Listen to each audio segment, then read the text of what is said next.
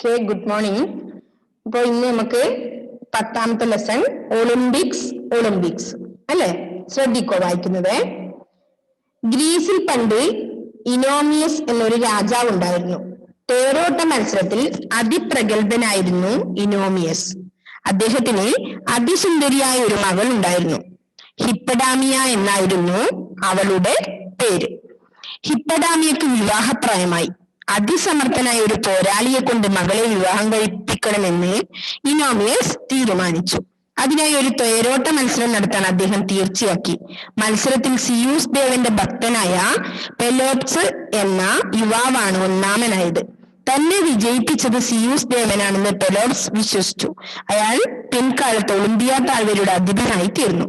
ദേവപ്രീതിക്കായി അയാൾ എല്ലാ വർഷവും തേരോട്ടമടക്കമുള്ള മത്സരങ്ങൾ നടത്താൻ തുടങ്ങി. കരുത്തിന്റെയും വീര്യത്തിന്റെയും ആഗോള മത്സരമായ ഒളിമ്പിക്സിന്റെ ഉത്ഭവത്തെക്കുറിച്ചുള്ള ഒരു ഐതിഹ്യമാണിത്.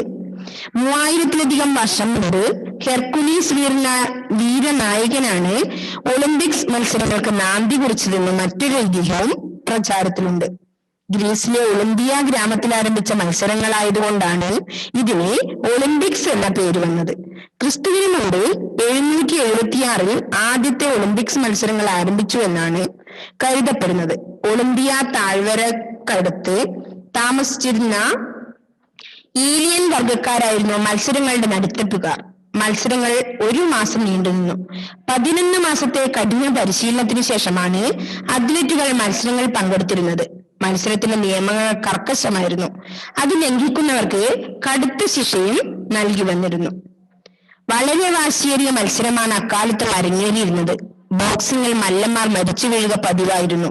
ഒരിക്കൽ മത്സരശേഷം ശരീരം ആസകലം പരിക്കുമായി തിരിച്ചെത്തിയ യുളീസസ് എന്ന മല്ലനെ ബന്ധുക്കൾ പോലും തിരിച്ചറിഞ്ഞില്ലത്രേ.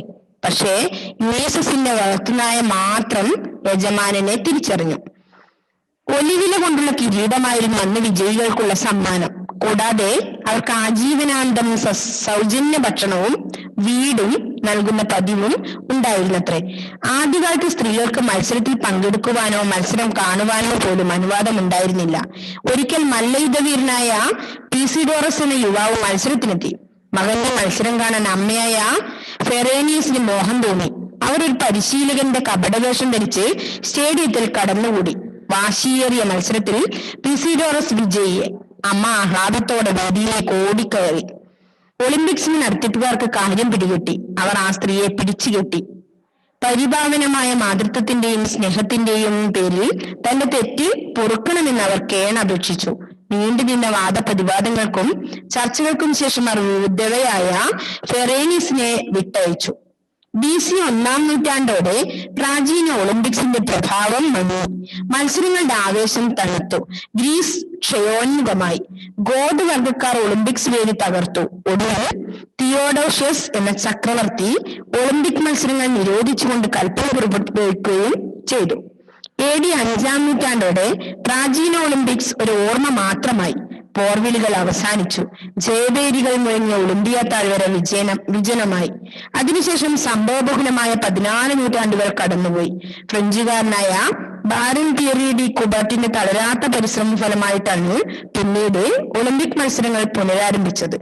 ആധുനിക ഒളിമ്പിക്സിന്റെ പിതാവ് എന്ന പേരിലാണ് അദ്ദേഹത്തെ ലോകം അറിയുന്നത്. 1894-ൽ അദ്ദേഹം പാരീസിൽ വിളിച്ചുകൂട്ടിയ ആലോചനാ യോഗത്തിൽ America, England, Sweden, Spain, Italy, Belgium, France, Greece, Russia എന്നീ 9 രാജ്യങ്ങൾ പങ്കെടുത്തു. ഈ സമ്മേളനമാണ് ഒളിമ്പിക് മത്സരങ്ങൾ വീണ്ടും ആരംഭിക്കാൻ തീരുമാനമെടുത്തത്. കൂടുതൽ ഉയരത്തിൽ, കൂടുതൽ വേഗത്തിൽ, കൂടുതൽ ശക്തിയിൽ, അതായിരുന്നു ഒളിമ്പിക്സിന്റെ മുദ്രാവാക്യം. പിയറി ഡി കുബർട്ടിന്റെ ഒരു അടുത്ത സുഹൃത്തായ ഫാദർ ഡിസോൺ ആയിരുന്നു ഈ മുദ്രാവാക്യത്തിന്റെ ഉപജ്ഞാതാവ്. പുനരാരംഭിച്ച ആദ്യത്തെ ഒളിമ്പിക്സ്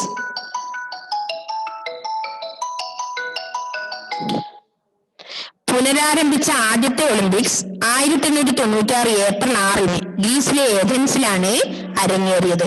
രണ്ടാമത്തെ ഒളിമ്പിക്സ് പാരീസിൽ വെച്ചായിരുന്നു. പിന്നെ 4 വർഷം ഇടവിട്ട് മത്സരങ്ങൾ തുടർന്നു. എന്നാൽ ലോകമഹായുദ്ധങ്ങൾ കാരണം 3 തവണ ഒളിമ്പിക് മത്സരങ്ങൾ നടക്കാതെ പോയിട്ടുണ്ട്. ആംസ്റ്റർഡാം ഒളിമ്പിക്സിലാണ് ഇന്ത്യ ആദ്യമായി സ്വർണ്ണ മെഡൽ നേടുന്നത്. 1928 പെന്നിഗർ നയിച്ച ഇന്ത്യൻ ഹോക്കി ടീം ആ മെഡൽ തുടർന്നുള്ള 4 ഒളിമ്പിക്സിലും ഇന്ത്യ നിലനിർത്തി. എന്നാൽ പിന്നീട് ഇത് കൈവിട്ടുപോയി. 4 ഒളിമ്പിക്സിലും 1972 10,000-ഓളം അത്ലറ്റുകൾ പങ്കെടുത്ത മ്യൂണിക് ഒളിമ്പിക്സിൽ ലോകത്തെ മുഴുവൻ നടുക്കിയ ഒരു സംഭവം ഉണ്ടായി. പാലസ്തീൻ തീവ്രവാദികൾ ഇസ്രയേലിന്റെ 11 അത്ലറ്റുകളെ തട്ടിക്കൊണ്ടുപോയി നിഷ്കരുണം വെടിവെച്ചു കൊന്നു. ആധുനിക ഒളിമ്പിക്സിലെ ദുഃഖപൂർണമായ ഒരു അധ്യായമാണ് ഈ സംഭവം. വേഗതയുടെ ഈ മത്സരത്തെ കുറിച്ച് പറഞ്ഞാൽ തീരാത്തത്ര കഥകളുണ്ട്. വർഷങ്ങൾ കഴിയും തോറും പുതിയ പുതിയ കഥകൾ ഉണ്ടാവുന്നു. റെക്കോർഡുകൾ തകർക്കപ്പെടുന്നു. പുതിയ പുതിയ ചാമ്പ്യന്മാർ ജനിക്കുന്നു. സർവരാഷ്ട്ര സൗധത്തിന്റെ പ്രതീകമാണ് ഒളിമ്പിക്സ്. ലോക ജനതയുടെ ഹൃദയൈക്യമാണ് അതിന്റെ ജീവാത്മാവ്. രാജ്യാധിപ അതിർത്തികൾക്കപ്പുറം നീളുന്ന മനുഷ്യരാശിയുടെ പരസ്പര സൗഹൃദം ഒളിമ്പിക് ഗെയിംസിന്റെ മനുഷ്യ സമൂഹത്തിന്റെ മുഴുവൻ മഹോത്സവമാക്കി മാറ്റുന്നു. അപ്പൊ എന്താണ് നമ്മൾ ഇവിടെ പറഞ്ഞു വന്നത്? പാഠം ഒന്ന് ജസ്റ്റ് വായിച്ചേ ഉള്ളൂ, നമുക്ക് പറഞ്ഞു മെല്ലനെ പോവാം. ഓക്കെ, അപ്പൊ ഒളിമ്പിക്സിനെ പറ്റിയാണ് പറയുന്നത് അല്ലെ? മനസ്സിലാവുന്നില്ലേ പറയുന്നത്? ദിയക്ക് മനസ്സിലാവുന്നില്ലേ? ദിയ കേൾക്കുന്നില്ല? ദിയക്ക് കേൾക്കുന്നില്ല തോന്നുന്നു.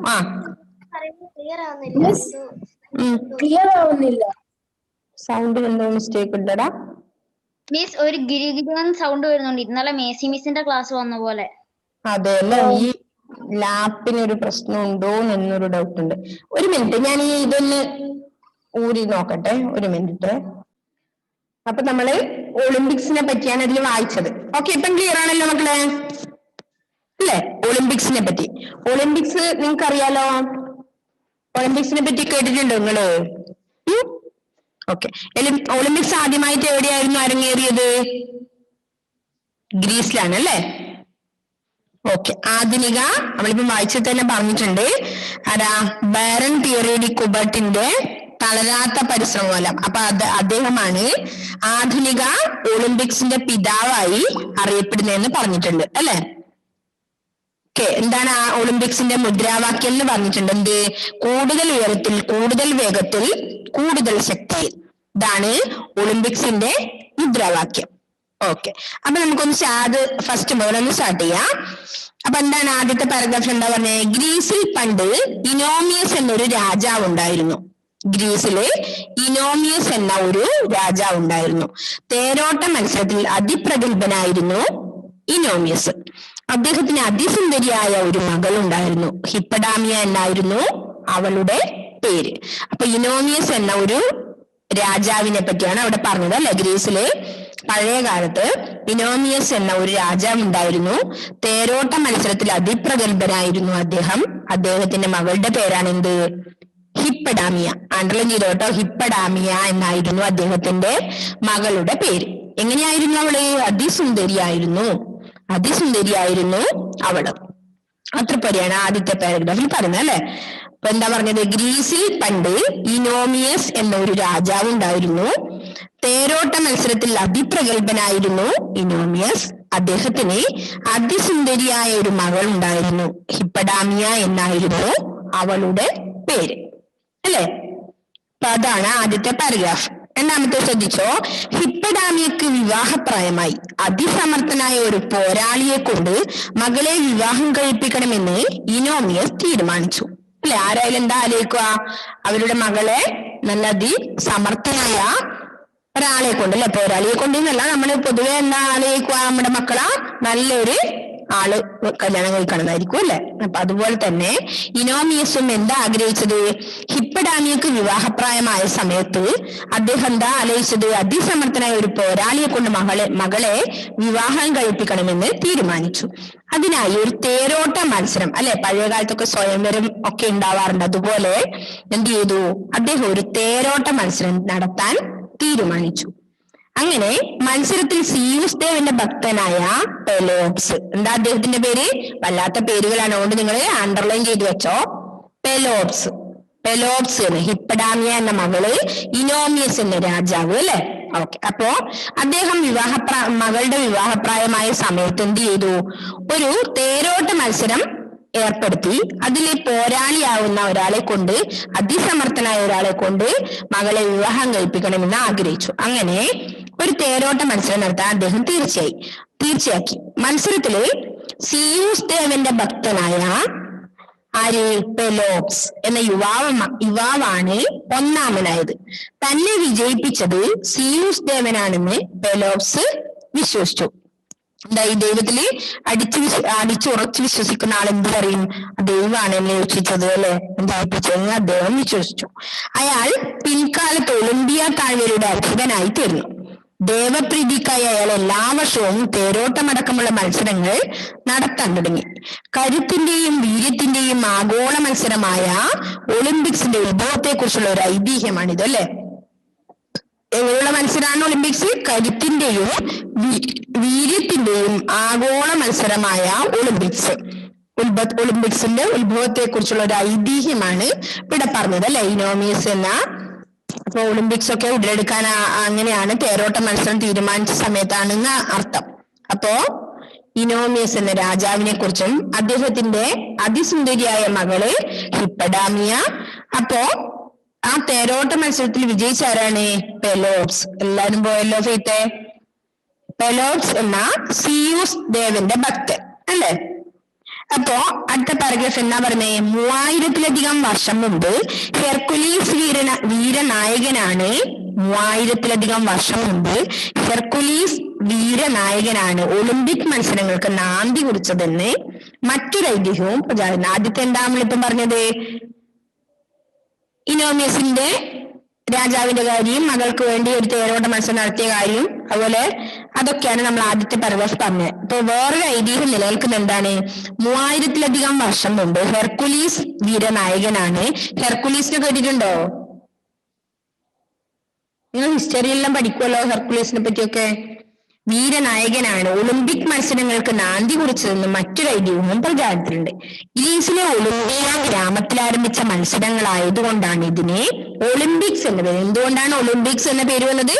ഗ്രീസിലെ ഒളിമ്പിയ, അണ്ടർലൈൻ ചെയ്യണേ, ഗ്രീസിലെ ഒളിമ്പിയ ഗ്രാമത്തിൽ ആരംഭിച്ച മത്സരങ്ങളായതുകൊണ്ടാണ് ഒളിമ്പിക്സിന് ഒളിമ്പിക്സ് എന്ന പേര് വന്നത് അല്ലെ. ഒളിമ്പിയയിൽ ആരംഭിച്ച മത്സരമായതുകൊണ്ടാണ് ഒളിമ്പിക്സ് എന്ന പേര് വന്നത്. എപ്പോഴാണെന്ന് പറയുന്നുണ്ട്? ക്രിസ്തുവിന് മുമ്പ് 776, അതായത് BC അല്ലെ. ക്രിസ്തുവിന് മുമ്പ് AD BC ഇതെല്ലാം നിങ്ങൾ പഠിച്ചിട്ടുണ്ടല്ലോ. ക്രിസ്തുവിന് മുമ്പും ക്രിസ്തുവിന് ശേഷവും. ഓക്കെ. അപ്പൊ ആദ്യത്തെ ഒളിമ്പിക് മത്സരങ്ങൾ ആരംഭിച്ചു എന്നാണ് കരുതപ്പെടുന്നത്. ഒളിമ്പിയ താഴ്വരക്ക് അടുത്ത് താമസിച്ചിരുന്ന ഈലിയൻ വർഗക്കാരായിരുന്നു മത്സരങ്ങളുടെ നടത്തിപ്പുകാർ. ആരായിരുന്നു? ഈലിയൻ വർഗക്കാരായിരുന്നു മത്സരങ്ങളുടെ നടത്തിപ്പുകാർ. മത്സരങ്ങൾ 1 മാസം നീണ്ടുനിന്നിരുന്നു. 17 മാസത്തെ കഠിന പരിശീലനത്തിന് ശേഷമാണ് അത്ലറ്റുകൾ മത്സരങ്ങളിൽ പങ്കെടുത്തിരുന്നത്. 11 മാസത്തെ കഠിന പരിശീലനത്തിന് ശേഷമാണ് അത്ലറ്റുകൾ മത്സരങ്ങളിൽ പങ്കെടുത്തിരുന്നത് അല്ലെ. 11 മാസത്തെ കഠിന പരിശീലനം ഉണ്ട്, അതിനുശേഷമാണ് മത്സരങ്ങളിലേക്ക് എടുക്കുക അല്ലെ. മത്സരത്തിന് നിയമങ്ങൾ കർക്കശമായിരുന്നു. അത് ലംഘിക്കുന്നവർക്ക് കടുത്ത ശിക്ഷയും നൽകി വന്നിരുന്നു. മത്സരങ്ങളുടെ നിയമങ്ങൾ എങ്ങനെയാ? കർക്കശമായിരുന്നു. ആൻമരിയക്ക് ഇപ്പം ക്ലിയർ ഇല്ല? ആൻമരിയ ഇല്ല അല്ലെ. നിങ്ങൾ ഓക്കെ ആണല്ലോ? ഫെയ്ത്തിനും ഷോണിനും? പക്ഷെ മിസ് പറയുന്നത് കേക്കാം, പക്ഷെ മനസ്സിലാവുന്നുണ്ട്. പക്ഷെ ഒരു ഗിരിഗിരി എന്ന് പറഞ്ഞ സൗണ്ട് ഗിരി സൗണ്ട് വരുന്നല്ലേ. ഇപ്പൊ ഓക്കെ ആണോ? ഇതിന്റെ എന്തോ പ്രശ്നമാണ് ചെറിയ, അതായത് നമ്മളെ ഇതിന്റെ. ഓക്കെ. അപ്പൊ അത്ര മതി. നിങ്ങൾക്ക് ക്ലിയർ ഇല്ലെങ്കിൽ പിന്നെ എന്നാ ഇങ്ങനെ പഠിപ്പിച്ചിട്ടുണ്ടല്ലേ. അപ്പൊ ഒന്നുകൂടി അവിടം വരെയുള്ളത് പഠിപ്പിക്കാം. ഗ്രീസിൽ പണ്ട് ഇനോമിയസ് എന്നൊരു രാജാവ് ഉണ്ടായിരുന്നു. തേരോട്ട മത്സരത്തിൽ അതിപ്രഗത്ഭനായിരുന്നു ഇനോമിയസ്. അദ്ദേഹത്തിന് അതിസുന്ദരിയായ ഒരു മകൾ ഉണ്ടായിരുന്നു. ഹിപ്പഡാമിയ എന്നായിരുന്നു അവളുടെ പേര്. ഫസ്റ്റ് പാരഗ്രാഫ് വായിക്കാൻ മനസ്സിലായോ? ഒന്നുകൂടി വായിക്കാം. ഗ്രീസിൽ പണ്ട് ഇനോമിയസ് എന്നൊരു രാജാവ് ഉണ്ടായിരുന്നു. തേരോട്ട മത്സരത്തിൽ അതിപ്രഗത്ഭനായിരുന്നു ഇനോമിയസ്. അദ്ദേഹത്തിന് അതിസുന്ദരിയായ ഒരു മകൾ ഉണ്ടായിരുന്നു. ഹിപ്പഡാമിയ എന്നായിരുന്നു അവളുടെ പേര്. ഇല്ല, ഒന്നും കൂടെ ശരിക്കും ഒട്ടും ക്ലിയർ ആവുന്നില്ല. ഇപ്പോ ഓക്കെ ആണോ? അല്പം കുറച്ച് ദൂരമുണ്ട് പക്ഷെ ഫുള്ളില്ല. ഇത് കറക്കിക്കൊണ്ടിരിക്കേണ്ടി വരും. ഓക്കെ ആണോ ഇപ്പൊ? മിസ് ഇപ്പൊ ഓക്കെ. ഓക്കെ ആണേ. അപ്പൊ ഹിപ്പഡാമിയക്ക് വിവാഹപ്രായമായി. അതിസമർത്ഥനായ ഒരു പോരാളിയെ കൊണ്ട് മകളെ വിവാഹം കഴിപ്പിക്കണമെന്ന് ഇനോമിയസ് തീരുമാനിച്ചു. അതിനായി ഒരു തേരോട്ട മത്സരം നടത്താൻ അദ്ദേഹം തീർച്ചയാക്കി. മത്സരത്തിൽ സിയൂസ് ദേവന്റെ ഭക്തനായ പെലോപ്സ് എന്ന യുവാവാണ് ഒന്നാമനായത്. തന്നെ വിജയിപ്പിച്ചത് സിയൂസ് ദേവനാണെന്നാണ് അദ്ദേഹം കരുതുന്നത്, അല്ലെ? വിശ്വസിച്ചു. അയാൾ പിൽക്കാലത്ത് ഒളിമ്പിയ താഴ്വരയുടെ അധിപനായി തീർന്നു. ദേവപ്രീതിക്കായി അയാൾ എല്ലാ വർഷവും തേരോട്ടമടക്കമുള്ള മത്സരങ്ങൾ നടത്താൻ തുടങ്ങി. കരുത്തിന്റെയും വീരത്തിന്റെയും ആഗോള മത്സരമായ ഒളിമ്പിക്സിന്റെ ഉത്ഭവത്തെക്കുറിച്ചുള്ള ഒരു ഐതിഹ്യമാണിത്. 3000-ലധികം വർഷം മുമ്പ് ഹെർക്കുലീസ് വീരനായകനാണ് ഒളിമ്പിക് മത്സരങ്ങൾക്ക് നാന്ദി കുറിച്ചതെന്നാണ് മറ്റൊരു ഐതിഹ്യം പ്രചാരത്തിലുള്ളത്. ഗ്രീസിലെ ഒളിമ്പിയ ഗ്രാമത്തിൽ ആരംഭിച്ച മത്സരം എന്തുകൊണ്ടാണ് ഒളിമ്പിക്സ് എന്ന പേര് വന്നത്? ഗ്രീസിലെ ഒളിമ്പിയ ഗ്രാമത്തിൽ ആരംഭിച്ച മത്സരമായതുകൊണ്ടാണ് ഒളിമ്പിക്സ് എന്ന പേര് വന്നത് കേട്ടോ. ക്രിസ്തുവിന് മുമ്പ് 776 ആദ്യത്തെ ഒളിമ്പിക്സ് മത്സരങ്ങൾ ആരംഭിച്ചുവെന്നാണ് കരുതപ്പെടുന്നത്. ഒളിമ്പിയ താഴ്വരക്കടുത്ത് താമസിച്ചിരുന്ന ഈലിയൻ വർഗക്കാരായിരുന്നു മത്സരങ്ങളുടെ നടത്തിപ്പുകാർ. മത്സരങ്ങൾ 1 മാസം നീണ്ടു നിന്നിരുന്നു. ക്ലിയർ ഇല്ല അല്ലെ? 11 മാസത്തെ കഠിന പരിശീലനത്തിന് ശേഷമാണ് അത്ലറ്റുകൾ മത്സരങ്ങളിൽ പങ്കെടുത്തിരുന്നത്. മത്സരത്തിന്റെ നിയമങ്ങൾ കർക്കശമായിരുന്നു. അത് ലംഘിക്കുന്നവർക്ക് കടുത്ത ശിക്ഷയും നൽകി വന്നിരുന്നു. ഓക്കെ ആണോ അത്ര വരെ? അതുവരെ മതിയോ മുഖ്യനാല്? ഓക്കെ. അപ്പോ ആരാ ഒന്ന് വായിക്കുന്നത്? നോക്കട്ടെ, നിങ്ങൾ വായിക്കുമ്പോ എനിക്ക് കേൾക്കുന്നത് ക്ലിയർ ആണോ? ഓക്കെ. ആരെയാണിപ്പോ പറയേണ്ടത്? 3 റെഡിയാണ്. ആൻമേരിയനെ തുടങ്ങാം അല്ലെ? ആൻമേരിയനെ എപ്പോ കിട്ടൂല, ഏത് സമയം ഔട്ടായി പോകുന്ന ആളാണ് കളിയിൽ നിന്ന്, അല്ലേ ആൻമേരിയ? ഓക്കെ, തുടങ്ങിക്കോ. പാഠം 10. ഒളിമ്പിക്സ്. ഗ്രീസിൽ പണ്ട് ഇനോമിയസ് എന്നൊരു രാജാവ് ഉണ്ടായിരുന്നു. തേരോട്ട മത്സരത്തിൽ പ്രഗത്ഭനായിരുന്നു ഇനോമിയസ്. അദ്ദേഹത്തിന് അതിസുന്ദരിയായ ഒരു മകൾ ഉണ്ടായിരുന്നു. ഹിപ്പഡാമിയ എന്നായിരുന്നു അവളുടെ പേര്. ഹിപ്പഡാമിയയ്ക്ക് വിവാഹപ്രായമായി. അതിസമർത്ഥനായ ഒരു പോരാളിയെ കൊണ്ട് മകളെ വിവാഹം കഴിപ്പിക്കണമെന്ന് ഇനോമിയസ് തീരുമാനിച്ചു. അതിനായി ഒരു തേരോട്ട മത്സരം നടത്താൻ അദ്ദേഹം തീർച്ചയാക്കി.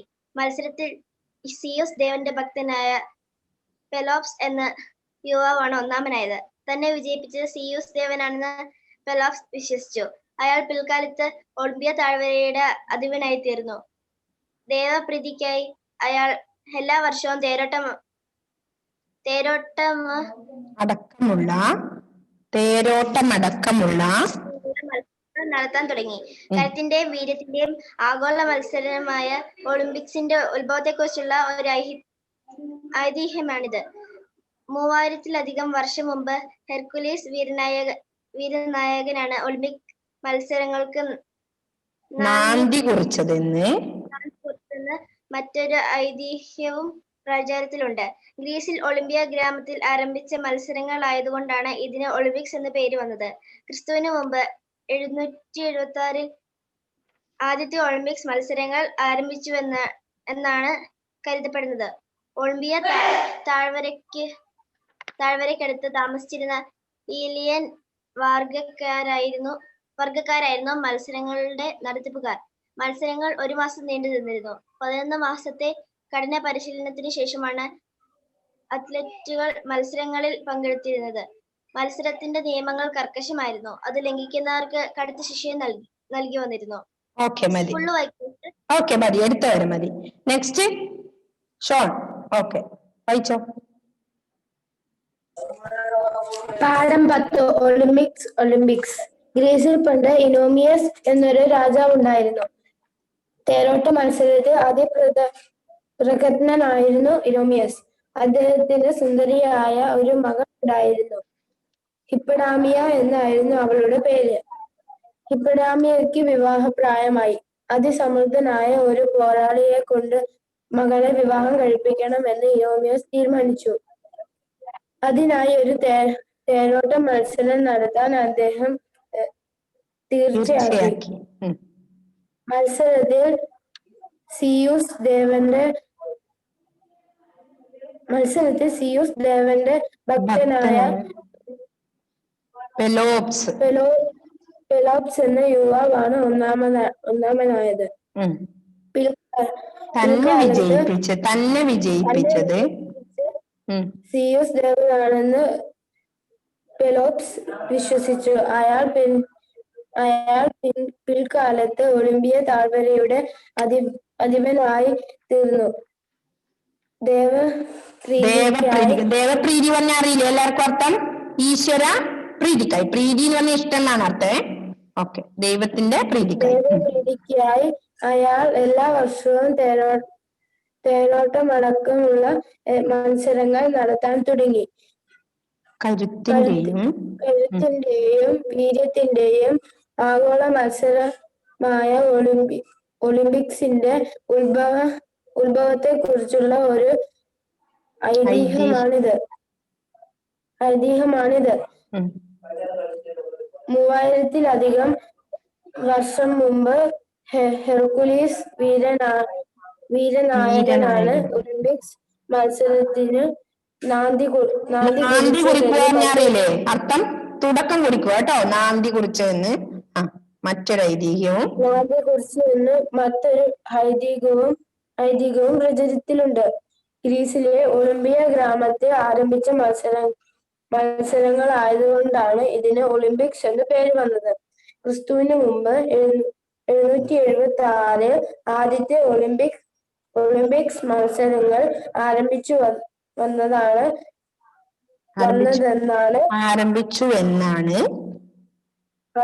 എന്നാണ് കരുതപ്പെടുന്നത്. ഒളിമ്പിയ താഴ്വരക്കടുത്ത് താമസിക്കുന്ന ഈലിയൻ വർഗക്കാരായിരുന്നു മത്സരങ്ങളുടെ നടത്തിപ്പുകാർ.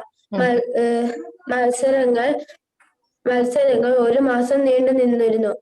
11 മാസത്തെ കഠിന പരിശീലനത്തിന് ശേഷമാണ് അത്ലറ്റുകാർ മത്സരങ്ങളിൽ പങ്കെടുത്തിരുന്നത്. മത്സരത്തിന്റെ നിയമങ്ങൾ കർക്കശമായിരുന്നു. അത് ലംഘിക്കുന്നവർക്ക് കടുത്ത ശിക്ഷയും നൽകി വന്നിരുന്നു. അടുത്ത ഫെയ്ത്ത്.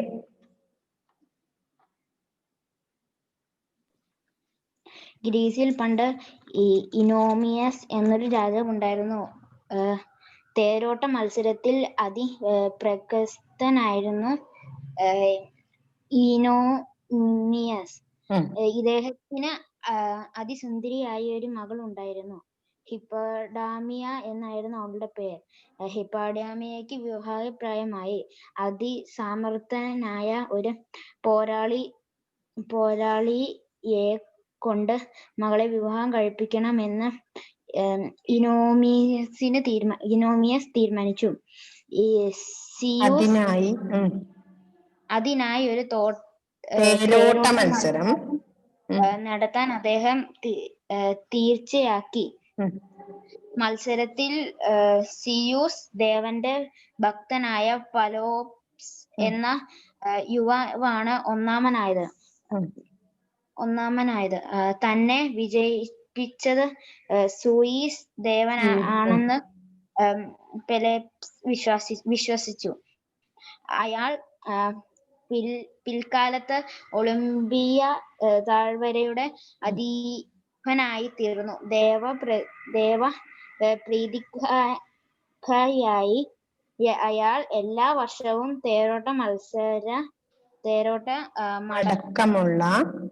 അടക്കമുള്ള മത്സരങ്ങൾ നടത്താൻ തുടങ്ങി. കരുത്തിന്റെയും വീര്യത്തിന്റെയും ആഗോള മത്സരമായ ഒളിമ്പിക്സിന്റെ ഉത്ഭവത്തെക്കുറിച്ചുള്ള ഐതിഹ്യമാണിത്. 3000-ലധികം വർഷം മുമ്പ് ഹെർക്കുലീസ്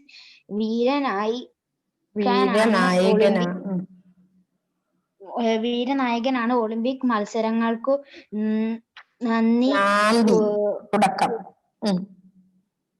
നാന്ദി കുറിച്ചതെന്ന് മറ്റൊരു ഐതിഹ്യവും പ്രചാരത്തിലുണ്ട്. ഉം.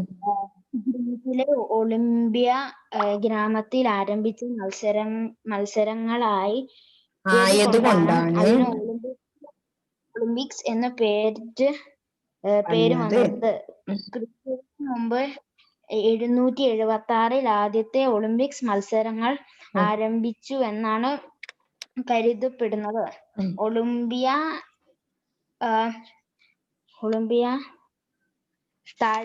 താഴ്വരയ്ക്ക് അടുത്ത് താമസിച്ചിരുന്ന ഇലിയൻ വർഗക്കാരായിരുന്നു മത്സരങ്ങളുടെ നടത്തിപ്പുകാർ. മത്സരങ്ങൾ ഒരു മാസം നീണ്ടു നിന്നിരുന്നു. 11 മാസത്തെ കഠിന പരിശീലനത്തിനു ശേഷമാണ് അത്ലറ്റുകൾ മത്സരങ്ങളിൽ പങ്കെടുക്കുന്നത്. മത്സരത്തിന്റെ നിയമങ്ങൾ കർശനമായിരുന്നു. അത് ലംഘിക്കുന്നവർക്ക് കടുത്ത ശിക്ഷയും നൽകി വന്നിരുന്നു. വളരെ വാശിയേറിയ അതുവരെ നമ്മൾ എടുത്തുള്ളൂ. ഓക്കെ, അപ്പൊ നിങ്ങൾ എന്ത് ചെയ്യണം? 2-3 പ്രാവശ്യം ഇത് നല്ലപോലെ വായിക്കുക എടുത്ത ഭാഗം. ഓക്കെ, സമയം കഴിയാറായില്ലേ? അടുത്ത ദിവസം വരുമ്പോ നല്ലപോലെ വായിക്കുന്നത് അത്ര ഒരു ക്ലിയർ ആയില്ല നമുക്കല്ലേ? ഓക്കെ, കുറച്ച് സമയം വെറുതെ പോയി ആദ്യം. Okay, bye bye. നല്ലപോലെ വായിക്കണേ, ടെക്സ്റ്റ് വായിക്കണേ. ഓക്കെ.